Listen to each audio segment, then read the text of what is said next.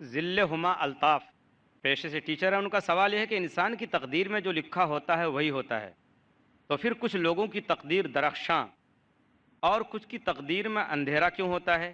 کیا تدبیر کا کوئی ہاتھ نہیں ہوتا؟ بہن نے جو سوال کیا، تدبیر کا ہاتھ نہیں ہے، تدبیر کا ہاتھ بھی تقدیر کا ایک ذریعہ ہے، تدبیر کا ہاتھ بھی تقدیر کا ایک ذریعہ ہے۔ وہ لکھا ہے کہ انسان ایسا کرے گا تو وہ ایسا کر رہا ہے، یہ اللہ تعالیٰ ہی نے لکھا ہے۔ وما تشاؤون الا ان یشاء اللہ رب العالمین، کہ وہ لوگ وہی چاہتے ہیں جو اللہ تعالیٰ چاہتا ہے۔ یاد رکھیے گا، مومن کے لیے کسی بھی ناحیے سے نقصان نہیں ہے۔ اگر نقصان بھی ہوا، یہاں گیا تو وہاں ملے گا، یہاں جاتا ہے وہاں پاتا ہے۔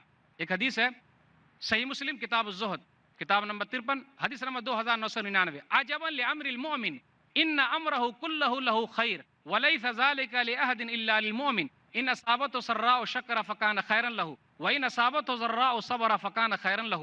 مومن کا معاملہ تو بڑا عجب ہے، یہ صرف مومن ہی کو حاصل ہے۔ جب اللہ تعالیٰ دیتا ہے تو اللہ تعالیٰ کا شکریہ ادا کرتا ہے، اور جب اللہ تعالیٰ لے لیتا ہے تو وہ صبر کرتا ہے۔ تو نقصان کہاں ہوا؟ اللہ نے آزمائش کے طور پر یہ رکھا تھا۔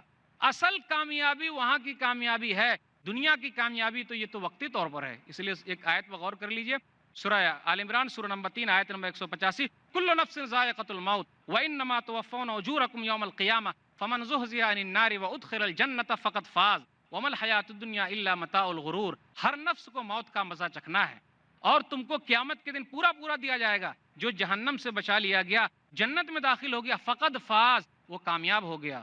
اور دنیاوی زندگی دھوکے کا سامان۔ دنیا میں کسی کو مکمل کوئی چیز نہیں ملی ہے، یہ ملی ہے وہ بھی ایک آزمائش ہے۔ اللہ تعالیٰ نے قارون کو دے کر آزمایا، تو اللہ تعالیٰ کسی کو دے کر آزماتا ہے اور اللہ تعالیٰ کسی سے لے کر آزماتا ہے، تو یہ اللہ تعالیٰ کے لیے ہے۔ اس لیے یاد رکھیے گا، خوشی کے ساتھ دنیا میں ہزاروں غم بھی ہوتے ہیں، خوشی کے ساتھ دنیا میں ہزاروں غم بھی ہوتے ہیں، جہاں بجتی ہے شہنائی وہاں ماتم بھی ہوتے ہیں۔ تو یہ دنیا نامکمل ہے، مکمل نہیں ہے۔ اصل کامیابی وہاں کی کامیابی ہے۔ جو اگر غریب ہے، محتاج ہے، تو وہ مالداروں سے پہلے جنت میں جائے گا۔ تو ہمیں یہ نہیں سوچنا چاہیے کہ ہمارا نقصان ہو رہا ہے، یہاں کا اگر ظاہری نقصان ہے تو وہاں اللہ تعالیٰ دے رہا ہے۔ واللہ اعلم بالصواب۔